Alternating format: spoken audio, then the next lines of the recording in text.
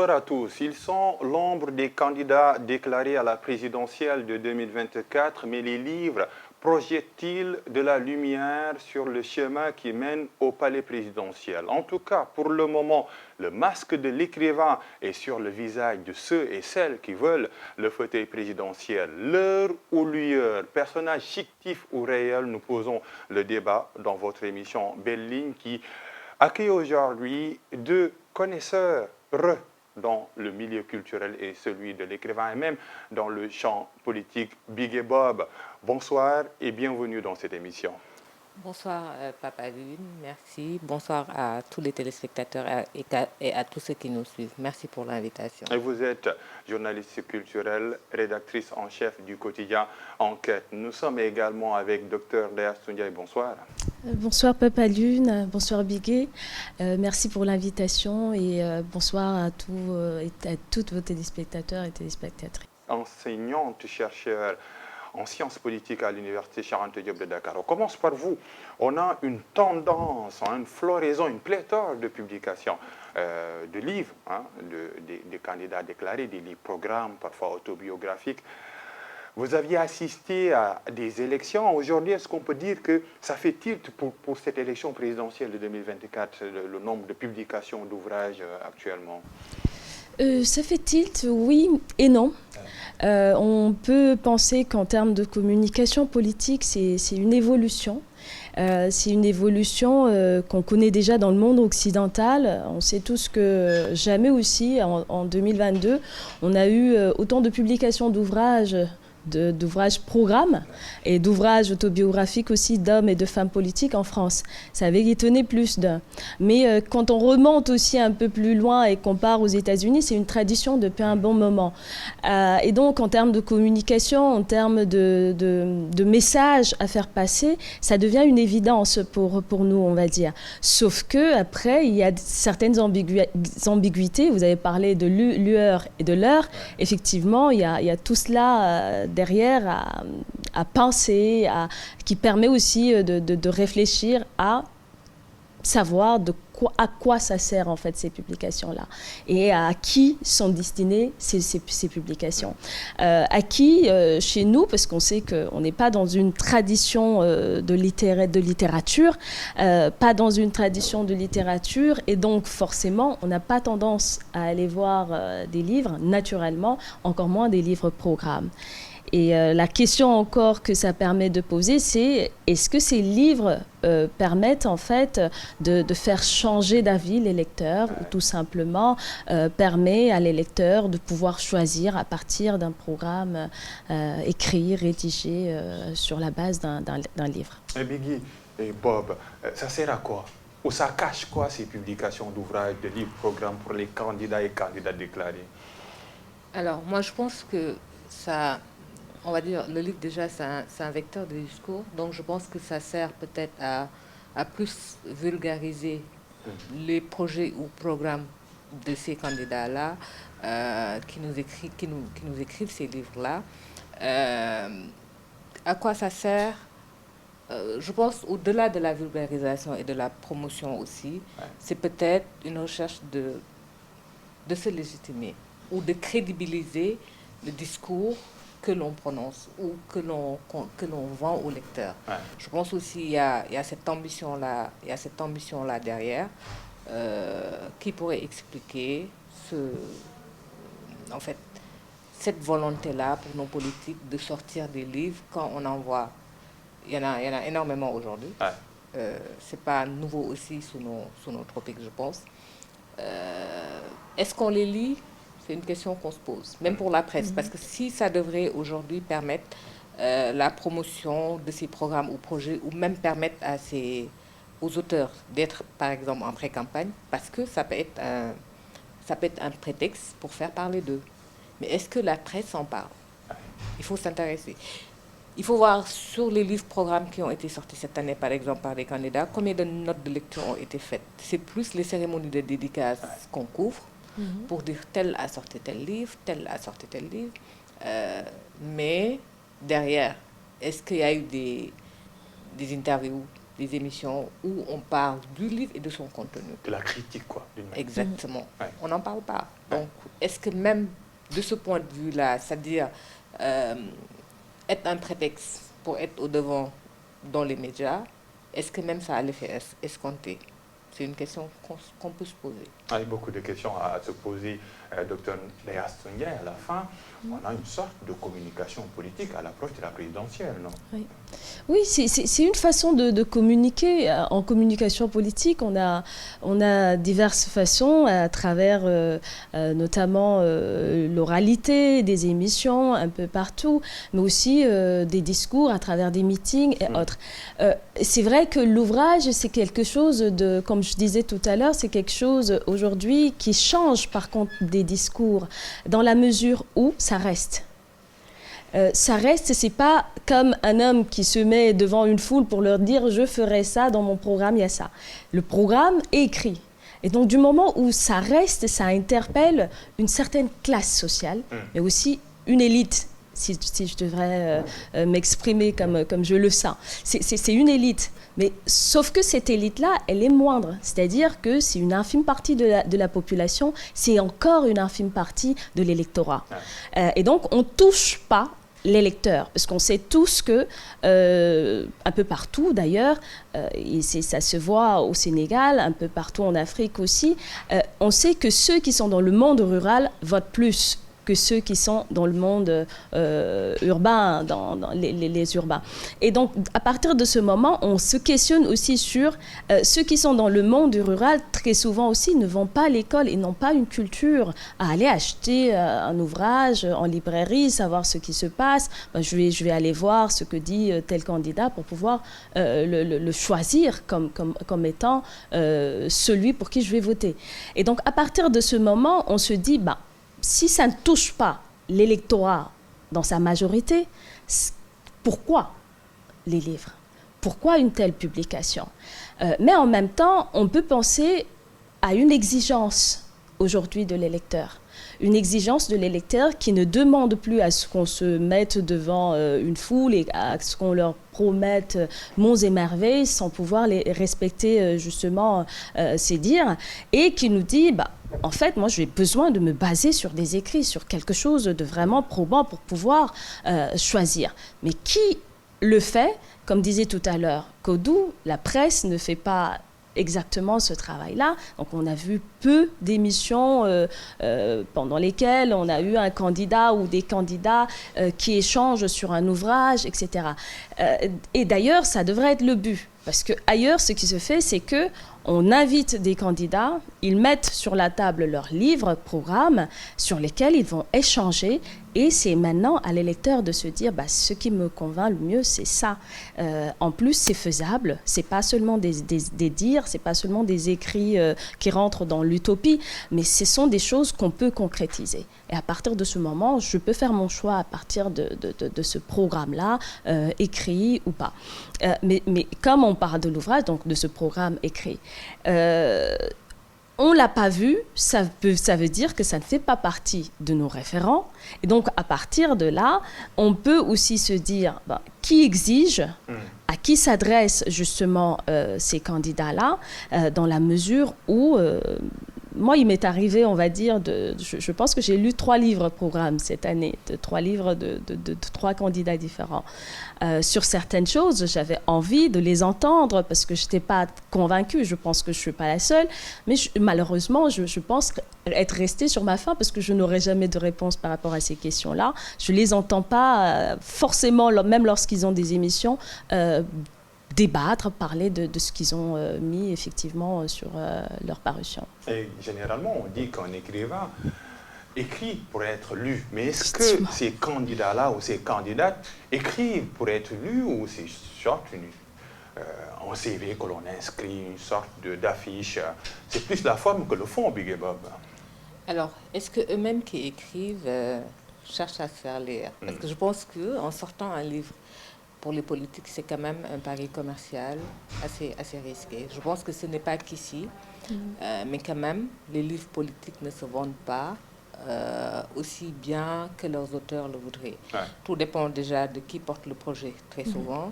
On va dire ici, si on cherchait des statistiques ou si on arrivait à en trouver, on pourrait dire que Solution pourrait peut-être connaître de bonnes ventes, Solution de Ousmane Sonko, qui était sorti peut-être à une époque où les gens avaient besoin de cette information qui est donnée. Mais les gens avaient aussi besoin d'entendre en fait, cet homme politique qui venait avec des idées, on va dire, inédites, nouvelles, dans l'espace politique. Donc ça avait intéressé beaucoup de gens. Mais généralement, pour les livres-programmes, très souvent, c'est soit comme l'a dit Dr Ndiaye, pour une élite, et l'élite intellectuelle, Ouais. qui va aller chercher et se dire, oui, j'écoute souvent tel candidat dire des choses à la télé ou dire des choses dans des interviews. Je vais aller voir ce qu'il propose dans son livre programme parce que peut-être je trouverai plus de réponses à certaines de mes questions. Il peut en sortir déçu parce que ne trouvant pas ce qu'il cherchait, parce que le discours ne va pas au-delà de ce qu'il a déjà entendu, ou en sortir peut-être plus enrichi en se disant oui, c'est le bon. Parce que l'élite intellectuelle, on va le dire, est intéressée par le développement du pays. Il ne va voter que sur la base de quelque chose qui va le convaincre peut-être. Mais cette élite-là pas forcément. se rétrécit, c'est un cercle très restreint. Oui, parce que déjà quand on dit élite, on sait que c'est une minorité. Oui, une minorité. C'est ça déjà la définition. Et l'autre chose, c'est que dans un cercle comme le Sénégal, en fait, dans un pays comme le Sénégal, on va se demander à quoi ça va servir quand on sait aussi que le vote, il est très affectif. Ouais. Très souvent. Il y a beaucoup qui votent. On a vu lors des législatives, des gens voter et se demander après le maire, c'est qui exactement? Les locales, oui. Les locales du moins. Et se demander après le maire, c'est qui? On va se demander, l'électeur là, il a voté sur la base de quoi? Et moi, je pense que sous ce prisme-là, sous cet angle-là, oui, c'est à se demander à qui c'est adressé. Mais souvent, je pense que c'est plus des militants qui vont acheter ces livres-là, si achat d'ailleurs il y en a. Je pense qu'il serait bien de se rapprocher des éditeurs et de voir combien ils ont pu vendre de livres. Parce que ce travail-là se fait par exemple en France où on va donner des chiffres. En septembre, Mélenchon avait fait un tweet disant que son livre s'est très bien vendu. Après, il y a eu des articles pour dire non. Sur Amazon, c'est ça. Sur tel, c'est ça. Donc, ce n'est pas les chiffres avancés. Sorte de sondage, au fait. Exactement. Oui. Mais ici, peut-être les livres sortent et des fois, après la cérémonie de dédicace, même l'auteur lui-même n'en parle plus. Même l'auteur lui-même n'en parle plus. Mais il serait intéressant de voir avec les éditeurs les statistiques pour voir combien ils ont vendu, qui achète. Je reste avec vous. Vous êtes journaliste culturel. Il y a le temps de l'écriture. Est-ce que ces candidats ont le temps de l'écrire? Alors, c'est une question qu'on se pose. Parce que moi, quand je vois déjà les livres qui sortent, c'est à se demander est-ce qu'ils ont le temps ils ont le temps de faire cela. Pour certains, Boubacar Camara dit qu'il a travaillé sur son livre depuis 2015.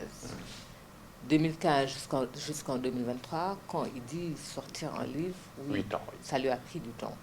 Il faut du temps, il faut être disponible, du temps et de la disponibilité. Est-ce que nos politiciens ont ce temps-là? On a vu quelqu'un sortir d'un parti politique et à peine un mois après, sortir un livre. On se demande quand est-ce qu'il a été produit.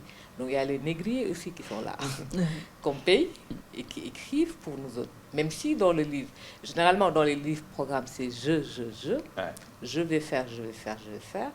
Mais est-ce que ce jeu-là, c'est le jeu de l'auteur? Est-ce lui-même qui est derrière? Ça, c'est une réalité qui est là. C'est-à-dire que moi, à mon niveau, je ne pourrais pas prouver que tel n'a pas écrit son livre. Mais c'est une question qu'on se pose. Est-ce qu'il est assez disponible pour le faire? Est-ce qu'il a eu le temps pour le faire? C'est une question qu'on se pose. Oui. C'est une question qui traverse même les frontières. Dans beaucoup de pays, on se demande est-ce que les politiciens ont le temps de l'écrit. Le temps qui est, d'une manière générale, assez large. Mais est-ce que le temps des écrivains est celui des politiciens? Je vais rester positif, Dr Ndiaye Astou Ndiaye. Est-ce qu'on est en train d'assister à une nouvelle forme de sophistication du discours politique ou pas? Ou c'est juste, ça va passer vite, on ne va pas y croire, quoi? Sophistication, je dirais pas, mais je pense que c'est... Je parlais tout à l'heure d'exigence.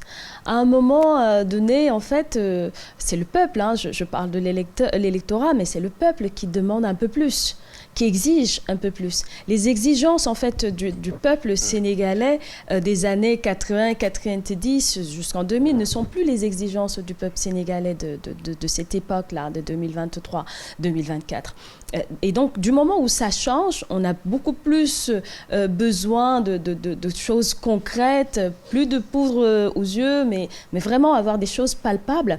Et donc, je pense que c'est ce qui pousse ces politiques-là à vouloir présenter quelque chose. Maintenant, reste à voir, comme Bigué disait tout à l'heure, reste à savoir si c'est eux-mêmes qui ont travaillé, qui ont pris le temps, entre autres. Bah, il a cité effectivement un candidat qui a dit effectivement, 2015 jusqu'à maintenant, pour produire quand même un livre-programme sérieux, il faut quand même au moins 8-10 ans, quoi. Et donc, à partir de ce moment, on peut se dire, il y a une chose qui a été faite, il y a des actes qui ont été posés.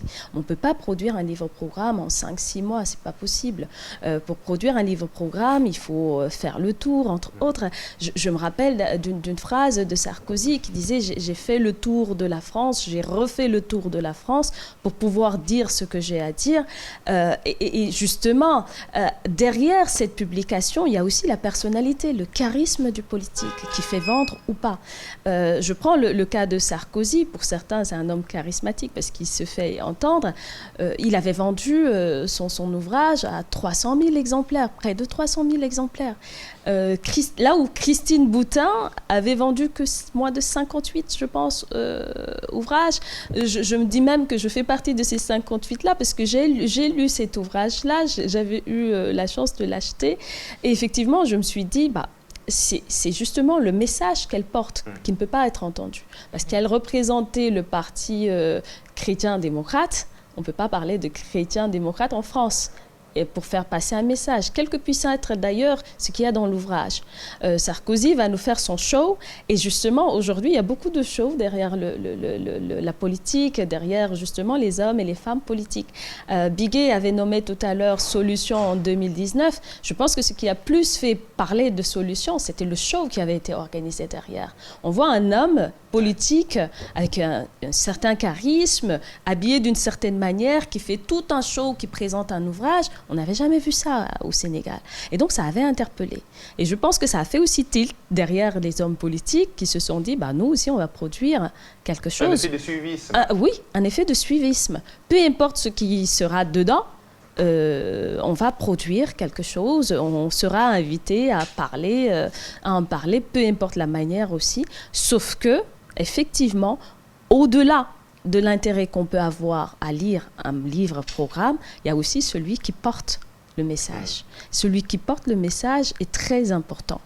Peu importe ce qu'il va mettre dedans, peu importe le temps qu'il va mettre à travailler son discours, à travailler son programme, s'il n'a pas le charisme qu'il faut, il ne sera pas entendu. Et ça, je pense que c'est plus ou moins les astuces en communication politique. Et pour revenir sur justement le système des écrits, je pense qu'on en fait beaucoup recours. C'est-à-dire que toi, tu vas travailler dans le domaine économique, toi, juridique, toi, et puis on rassemble le tout. Mais après, est-ce que c'est sérieux? Est-ce que c'est vraiment ce qu'on veut? S'il n'y a pas de vérification derrière, on peut se poser énormément de questions par rapport à ça. Dans tous les cas, je pense que, à mon humble avis, c'est une avancée en politique qu'on connaît. Et puis l'électorat, le peuple va encore demander plus et on en arrivera peut-être à faire parler l'intelligence artificielle, peut-être. Pourquoi pas? Est-ce que ce n'est pas le moment? On tient un peu au mot, le suivisme ou bien mode, tendance, Bigué Bob. Est-ce que cela signifie que publier un ouvrage pour un homme politique, c'est se rendre crédible au sein de l'électorat? Je suis crédible, j'ai écrit, je suis crédible. Ça se passe également dans le monde de la littérature. Hein. J'écris un livre, quel que soit le fond, le contenu. En tout cas, je suis écrivain quoi, dans le CV ou dans les présentations d'émissions. Quelque part, oui. Parce qu'on va dire, c'est pour beaucoup, surtout pour les hommes d'État, c'est une exigence personnelle de sortir un livre. comme je l'ai dit tout à l'heure, peut-être c'est un moyen, oui, de se légitimer. Je pense aussi que c'est toujours bien, même pour la postérité, pour les générations futures. Moi, je suis en train de lire un livre de Florian Bobin qui a rassemblé des manuscrits de Omar Blondin Diop. Ouais. Je me dis que si Blondin avait fait un livre, ça aurait été très bien.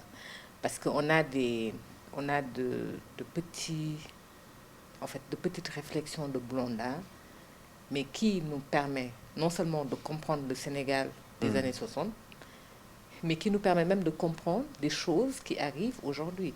Je me dis qu'il y a certains livres-programmes, travaillés sérieusement, comme l'a dit Dr Ndiaye, qui peuvent servir aux générations futures, à ceux qui viendront après. Au-delà de toucher un électorat, je pense que ça peut aussi avoir ce rôle-là.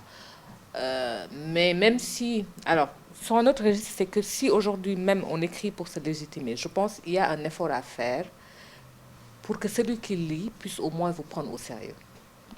Certains écrivent pour se refaire une image, mais on peut écrire pour se refaire une image et avoir l'effet contraire. On lit et on se rend compte que oui, le discours était vide. En lisant, on se rend compte que c'est davantage vide.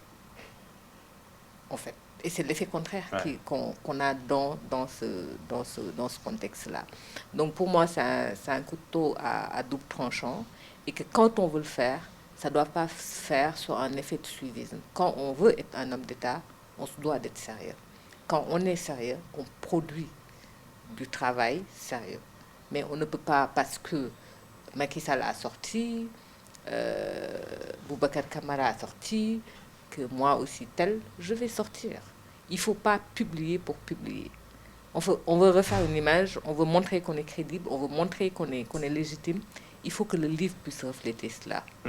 Mais après, comme elle l'a dit, quand on va avoir différents négriers qui nous rassemblent quelque chose, on peut lire et même trouver des incohérences dans le programme proposé. Ou même des ressemblances. Exactement. Parce qu'effectivement, des ressemblances, il y a ce risque-là, parce que généralement, on fait travailler les mêmes personnes. C'est ça. On fait travailler les mêmes personnes. Et là, on sent à milieu que non seulement ce n'est pas le candidat qui l'a écrit, mais qu'il n'y a aucun sérieux derrière. Donc l'image s'effrite davantage au lieu de s'imposer. Je suis désolée, mais ça n'a pas toujours l'effet. Et c'est la critique qui devait faire le Tamila. Mais malheureusement, on est un peu orphelin de cela. Le travail de comparaison, de ressemblance, est-ce que c'est sérieux, est-ce que ce ne l'est pas? Mais vous l'aviez dit tout à l'heure, après la cérémonie dédicace, bon, on oublie. C'est-à-dire même pour la littérature en général, on n'a pas beaucoup de critiques. Ça, c'est un mal à déplorer dans la presse sénégalaise. Mais comme disait Bruno Le Maire, quand on aime la littérature, on ne lit pas les livres-programmes. C'est-à-dire que ça séduit pas même. Voilà. C'est plat, quoi. Exactement. Des fois, vraiment, c'est plus une corvée qu'un plaisir à découvrir ces livres-là. Il y a aussi ce problème-là. Le livre peut être beaucoup plus attractif. Certains essayent avec des anecdotes croustillantes, comme Macky Sall l'a fait avec ses années à le Sénégal au cœur, à la bande. Exactement. Ça te donnait envie d'aller voir. Mais quand c'est de la première page à la dernière, vous parlez d'économie, santé, mais que c'est très technique, ça peut aussi ne pas être très attirant. Je pense aussi qu'il faut trouver des alternatives, essayer de voir comment le rendre attractif, ludique, parce que aussi ça, c'est l'une des fonctions de l'écriture. Donc, essayer aussi de le rendre ludique, comme ça, les gens pourront s'y intéresser. C'est important, l'attraction, Dr Ndaye Astou Ndiaye, le plagiat ou même les mêmes négriers qui écrivent les mêmes ouvrages, conséquence, les ressemblances. Il y a un travail à faire actuellement, et surtout pour rendre plus attractifs ces ouvrages-là, parce que moi, j'en ai vu, j'en ai reçu, mais c'est très, très long. Dr Abdourahmane Diouf a publié 11 ouvrages, Mamboy Diop, son ouvrage est un peu volumineux, très volumineux même. J'ai vu également Bougane Gueye qui vient de publier son ouvrage, Boubacar Camara qui en a 2 parce qu'il a parlé un peu de génération. Comment faire pour rendre ces ouvrages-là plus accessibles, plus attrayants, ou même plus sexy, entre guillemets? Ça, je pense que c'est en partenariat avec la presse. Les politiques seuls ne peuvent pas le faire. C'est-à-dire qu'il faut totalement que la presse adhère à cela. C'est à la presse de faire ce travail, et quand je le dis, c'est à travers des émissions. Et c'est des émissions où on invite des candidats à débattre sur l'économie, sur l'éducation. Vous avez dit ça sur l'économie, vous avez dit ça sur l'éducation. Mais qu'est-ce que... Allez au fond de ce que vous nous avez écrit. Est-ce que c'est quelque chose de vraiment concret qu'on peut vraiment réaliser, quelque chose de réalisable. Et on va très vite se rendre compte des répétitions qu'il y a, des effets de nez crié, justement des retombées. C'est sérieux dans d'autres contrats. Ah oui. Bon, je donne l'exemple un peu de la présidente à l'université de Harvard qui est poussée à la démission pour des accusations de plagiat. De plagiat. Effectivement. Oui. Et dans d'autres contrées, c'est effectivement du sérieux. En France, je sais qu'aujourd'hui et en Angleterre, il y a maintenant des logiciels qui ont été mis en place pour pouvoir justement souligner en rouge tout ce qui est repris et qui a été écrit avant. Et donc, à partir de ce moment, on sait tous, là où le bas blesse, on va savoir qui a plagié qui. Et donc, à partir de là, on va décrédibiliser certains politiques et rendre crédibles d'autres. Et je pense qu'en termes d'exigence par rapport à ce que veut justement le peuple, ce travail-là, s'il était fait par la presse, ce serait un grand service rendu non le monde seulement... universitaire également, hein. Oui, j'en arrive. C'est pour ça que j'ai dit d'un bord. C'est pour ça que j'ai dit d'un bord. Oui. Parce que de l'autre, c'était cela. Oui, exactement. Donc d'un bord, c'est avec la presse, et de l'autre aussi, c'est effectivement les enseignants-chercheurs en sciences politiques, en droit, peu importe, ceux qui ont un intérêt en économie, ceux qui ont un... Parce que effectivement, les économistes sont dans une technicité, ils savent ce qui est réalisable, ce qui ne l'est pas, ce qui est faisable avec un budget de 1000 milliards et ce qui ne l'est pas. Et donc, dès qu'on nous dit...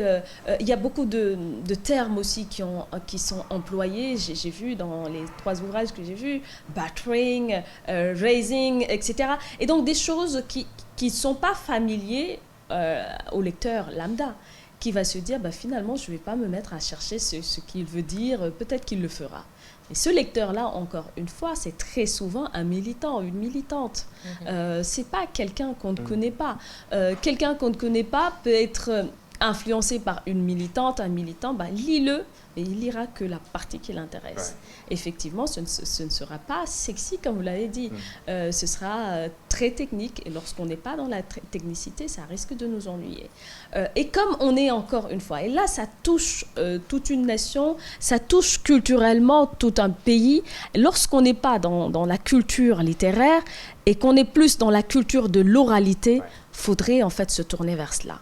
Et le seul moyen de donner à l'écrivain la chance de pouvoir partager ses écrits, de se faire entendre, c'est justement des émissions, c'est justement des moments de partage avec un public qui fait qu'il aura des questions auxquelles il sera obligé de répondre.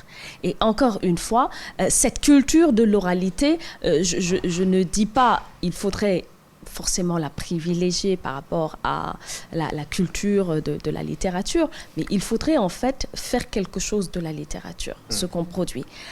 Oui, d'accord, vous n'avez pas tout lu, vous avez lu le résumé, oui, mais vous allez comprendre. Comment est-ce qu'on va comprendre? On va comprendre en écoutant le politique qui a produit ce programme-là. Monsieur, vous avez 20 minutes, dites-nous ce que vous avez dit dans votre ouvrage, dites-nous, on vous écoute.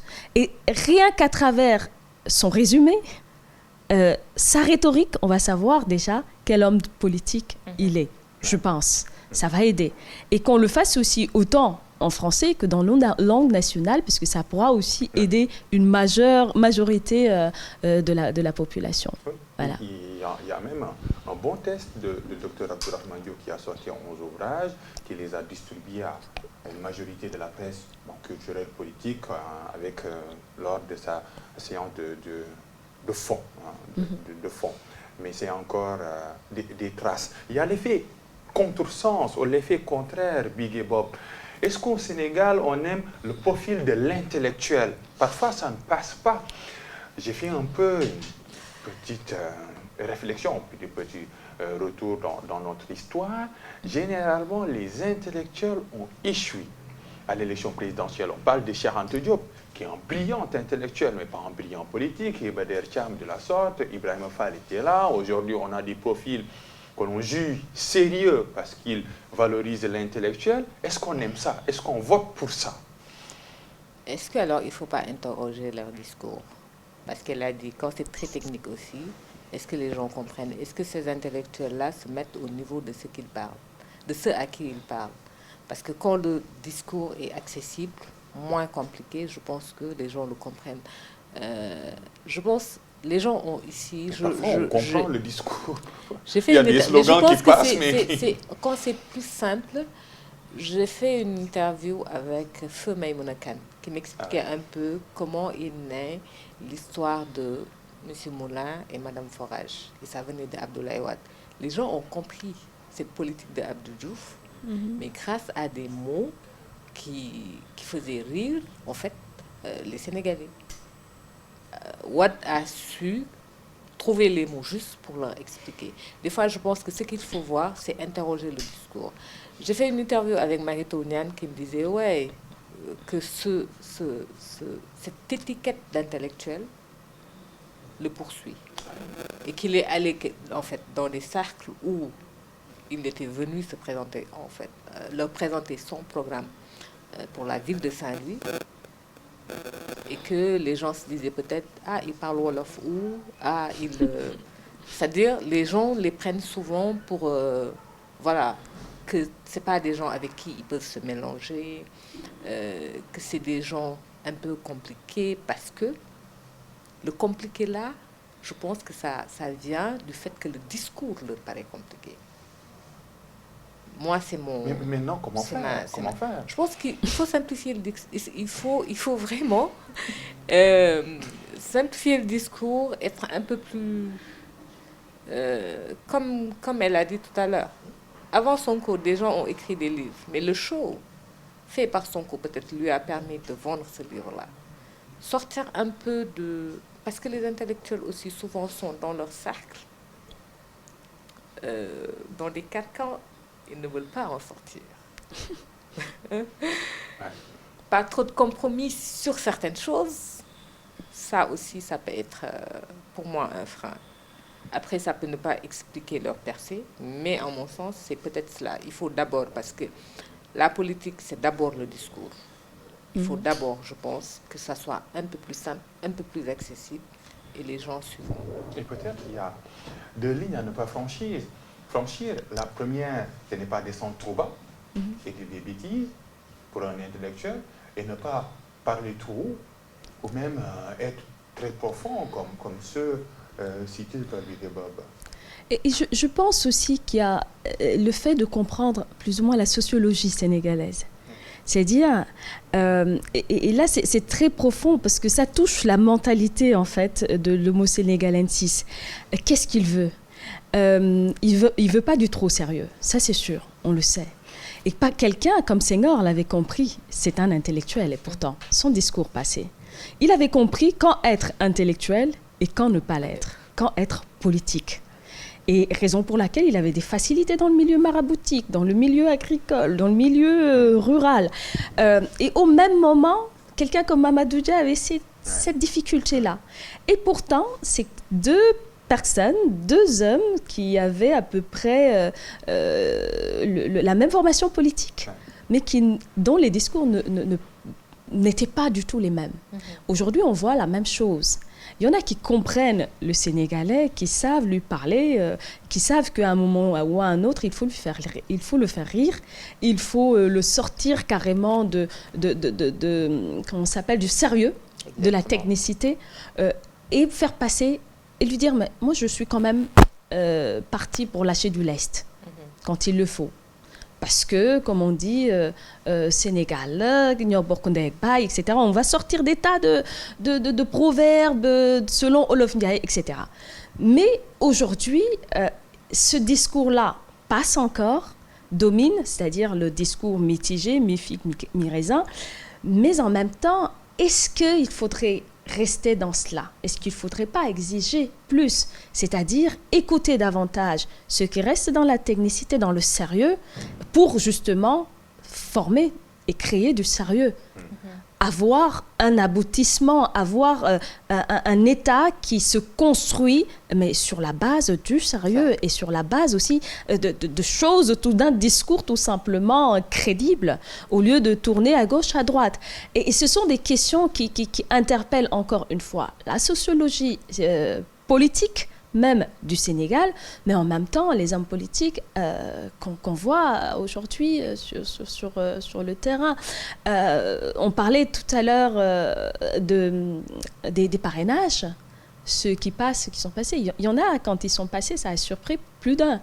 Et donc, il est à se poser la question de savoir, mais finalement, que veulent les Sénégalais? C'est la grande question. Big et Bob, les gens veulent du sérieux, des débats sérieux. Le public également a un effort à faire pour se mettre au même niveau que des discours assez techniques de ces intellectuels-là qui passent mal dans le champ politique. Alors, mais est-ce que réellement les gens veulent du sérieux? Est-ce que réellement... Sinon, c'est là du Je pense folklore. que ce qu'elle dit, c'est... en fait, on devrait aller vers ça. Et les politiques devraient, en plus de la presse, des universitaires, tirer les gens vers cela et ne pas suivre en fait la masse. Je pense que c'est ce qu'elle dit. Comment y arriver? On devrait peut-être y réfléchir et que le prochain président devrait davantage y réfléchir. Mais je pense qu'on ira vers cela. Parce que la jeunesse qui monte, ces jeunes-là sont de plus en plus exigeants. Et pour cette échéance, on l'aura, ce débat-là, sérieux, utile ou pas? On attend le parrainage? Je ne pense pas. Je peux être très pessimiste, mais je ne pense pas. Mais je sais que cette jeunesse qui monte devient de plus en plus exigeante. Et que, à cette jeunesse-là, il faudra tenir un discours sérieux, avec des arguments qui tiennent, pour pouvoir capter cet électorat-là. On n'a pas la même jeunesse qu'il y a peut-être même 20 ou 30 ans. Il n'y a plus de période de grâce, non. Je ne pense pas. Ouais. Je ne pense pas que ces jeunes-là puissent donner une certaine période de grâce. Ils sont de plus en plus exigeants, en veulent de plus en plus. Parce que comme on l'a dit, ce qui s'est passé en 2011, personne ne pensait que cela allait pouvoir se passer dans ce pays-là. Et depuis, ça monte crescendo. Ouais. Depuis, ça monte crescendo. Il y a beaucoup de choses qui passaient avant qui ne passent plus. Ouais. Je pense qu'on ira forcément vers ce sérieux-là. Peut-être que c'est un processus, et un processus, ça prend du temps. Il y a des hommes qui sont arrivés à des stades où peut-être il y a quelques années, ils ne pensaient pas. Mais derrière aussi, il y a beaucoup d'intellectuels, il y a beaucoup de gens qui devraient peut-être s'intéresser à la chose politique et qui ne le font pas, pour mille et une raisons. Mais le processus dont elle parle, forcément, on ira vers cela. Ce sérieux-là sera une exigence pour tout homme politique ou tout homme d'État qui voudra être à cette place-là. Parce qu'on entend de plus en plus de Sénégalais dire pourquoi tel est devenu député, pourquoi tel est devenu député, pourquoi tel est ministre. On s'intéresse même aux petites fautes commises par nos ministres et autres. Et dans les communiqués et tout.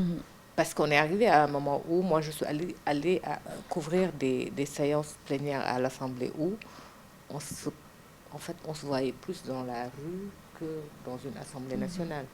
Mais avec cette législature-là, on va tous être d'accord que le niveau, vraiment... Malgré quelques... Oui, il y en a toujours. Ouais. Mais ce n'est pas au même niveau que sous Wade, ou la dernière législature, on va dire. C'était pire. L'Assemblée, vraiment, c'était pire. Parce qu'il y a aussi la visibilité, la presse qui est là, le numérique qui est là. Peut-être ça aide, mais même dans le débat, on sent quand même dans le débat, les questions qui sont posées, qu'il y a un relèvement du niveau. Il y a un relèvement du niveau. Cela n'a peut-être rien à voir forcément avec le fait d'être scolarisé ou pas. Je me rappelle de Mously Diakhaté qui venait avec des questions très pertinentes. Plus pertinentes, Mously qui peut-être est allé à l'école très tard, qui venait avec des questions plus pertinentes que des gens qui ont un certain niveau scolaire. Donc ça n'a peut-être rien à voir avec la scolarisation, mais il y a un minimum requis avec lequel les gens doivent entrer à l'Assemblée nationale. Et je pense que quand on a cette exigence-là chez nos députés, on se doit d'avoir cette exigence-là avec ceux qui veulent diriger ce pays. On ne peut pas, en fait, pour moi, la présidence de la République, elle est sacrée. Très sacré. On ne peut pas mettre cela entre les mains de n'importe qui. Et je pense, sous cet angle-là, les Sénégalais sont assez sensibilisés. Parce que vous êtes dans des taxis, en fait, quand vous prenez des taxis, vous êtes dans la rue, les gens s'étonnent de certaines candidatures farfelues. Ouais. Tel ne va jamais nous diriger. Je pense que ça, déjà, avoir cette prise de conscience-là, tel ne va jamais, non, celui-là ne peut pas être président. Il y a quand même un minimum de sérieux qui reste. Et je pense que ça va aller très crescendo pour moi. Êtes-vous optimiste, Dr Aïssatou Ndiaye, avec cette exigence du peuple sénégalais, de l'électorat vis-à-vis de ceux ou celles qui veulent nous diriger? Oui, moi, je reste optimiste dans la mesure où, en fait, rien que pour ces élections-là, on a des profils quand même louables. Des profils, même si le nombre de candidats a vraiment, a connu une hausse extraordinaire, on a quand même des profils parmi ceux-là et celles-là qui sont vraiment des profils qu'on aimerait écouter, qu'on a envie en fait d'avoir au devant. Et donc rien que pour cela, on peut se dire ça va changer. Peut-être qu'en 2029, cela va évoluer dans ce sens-là. Et comme disait Bigué tout à l'heure, c'est pas une question en fait d'aller à l'école française ou pas. C'est en fait savoir ce que l'on veut et comment y arriver. Est-ce que en fait on est dans du sérieux ou bien est-ce qu'on est vraiment dans du folklore, comme tu l'as dit tout à l'heure. Et aujourd'hui, ce côté folklorique, bien qu'encore présent, est de plus en plus démystifié. Il n'y a qu'à voir ce qui se passe effectivement au niveau de l'Assemblée nationale. Et si en fait, par exemple à partir de 2024, si on voit un autre régime, penser par exemple à une chaîne parlementaire, à vraiment faire un tri autre que le parrainage, qui permettra en fait de savoir, de faire du profilage par rapport aux candidats. Voilà le mot que je cherchais, du profilage. Ce sont des hommes et des femmes qui, en temps normal, se diraient je peux le faire parce que j'ai 30 millions, je peux le faire parce que je peux trouver 30 millions. Ce sont ces mêmes gens qui vont se dire non, je peux pas, je n'ose pas. Je n'ose pas. Et c'est cette phrase-là, je n'ose pas, qui change tout. Je n'ose pas parce que qui je vais avoir devant moi? Je pense qu'aujourd'hui, c'est la question, en fait, j'ai tel devant moi, j'ai tel, pourquoi pas moi? Et je pense que c'est ce qui explique la foultitude de candidatures pour ces élections-là. C'est juste ça. A-t-elle s'est présente? Moi aussi, je peux le faire. Voilà. Et sachant qu'en 2012, quand certains l'ont fait, ça leur a réussi parce qu'ils ont eu à des postes, outre leur entreprise privée, etc., ils avaient eu des postes qui leur permettaient d'aller un peu plus loin, d'avoir un peu plus d'influence. Il y a quelqu'un qui me disait la semaine dernière, je ne comprends pas. On voit des entrepreneurs privés qui gagnent des milliards, qui veulent quand même occuper certains postes. C'est quoi le problème? Je lui dis, mais le pouvoir politique n'a rien à voir avec le pouvoir de l'entrepreneur privé. Peu importe son degré de pouvoir, du moment où c'est politique, ça change tout. On fait bouger les choses plus que ne le ferait un homme du privé. Après, chacun a sa partition à jouer dans la sphère publique, mais c'est différent, c'est deux pouvoirs différents. Maintenant, pour revenir vraiment au fait qu'on puisse vraiment avoir des candidatures différentes, de profils différents, je pense qu'on va inéluctablement vers cela, dans la mesure où ce sera l'exigence effectivement d'un peuple plus éveillé à partir des réseaux sociaux, de cette mondialisation de la communication, et puis aussi une montée du populisme. Voilà, une montée du populisme qui, quoi que l'on puisse dire, est beaucoup plus exigeant en fait. Voilà. En tout cas, merci beaucoup pour ce débat, merci beaucoup pour ces échanges. C'est fini pour Berlin. Bigué Bob, merci d'être là et merci beaucoup pour cette conversation. Merci beaucoup, Papa Léo, de m'avoir invité. Et c'est une très belle découverte pour moi, docteur Ndiaye, que j'ai eu du plaisir à écouter. Merci pour cet échange fructueux. Merci beaucoup, docteur, d'être là. Merci Papa Lune pour cette invitation. C'était aussi un plaisir de partager ce plateau avec Madame Bob. D'autant plus qu'il y a quelques temps, je pense, je l'avais vu se faire honorer par ses confrères et ça m'avait énormément plu parce que c'était une femme, bien sûr. Voilà. Merci à vous. Merci également à la noblesse anodine. Bon, comme on prépare la Coupe d'Afrique, on va mettre des noms. Sadio Mané, bon, on dit Bogos, Pape Sarr, Serigne Saliou Dème, on a un gardien de but, Youssouf, pour la lumière, peut-être Edouard Mendy. Et Abdoulaye, le monteur, c'est peut-être le coach Aliou Cissé. Merci également, chers téléspectateurs, c'est-à-dire les supporters, les 18 millions de lions derrière les lions du Sénégal. Bonne chance à tous. Bonne chance également aux candidats déclarés à la présidentielle de 2024. Rendez-vous la semaine prochaine pour un nouvel espace du livre de la lecture et de l'écriture sur ITV.